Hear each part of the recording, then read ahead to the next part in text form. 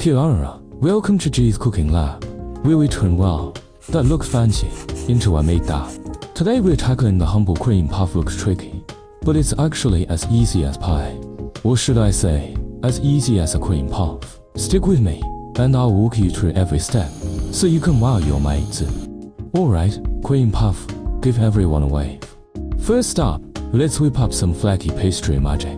Grab 100 grams of softened butter and give it a good mix.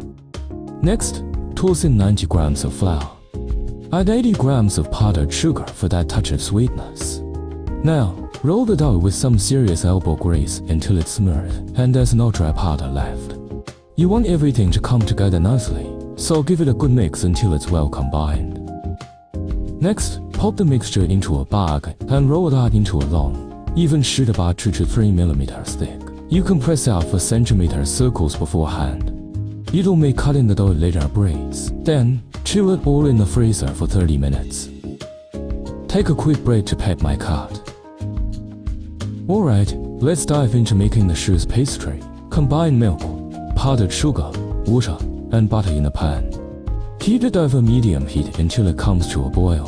As soon as it starts boiling, quickly add the sifted flour and mix it in.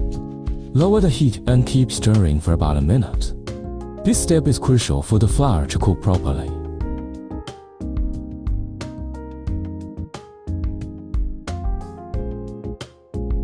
Alright, time to wrangle up 3 room temperature eggs and give them a good beat down. Slowly mix the beaten eggs into the shoes pastry, adding them in batches while whisking. Keep going until the mixture is as smooth and glossy as a new surfboard. And your shoes pastry is all set and ready for action.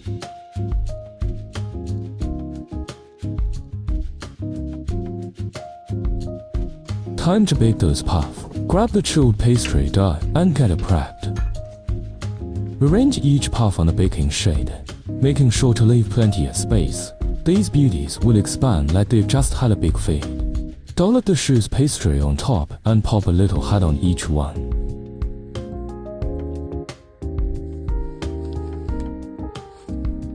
Pop them in the oven for a sauna session at 200 degrees for 25 minutes.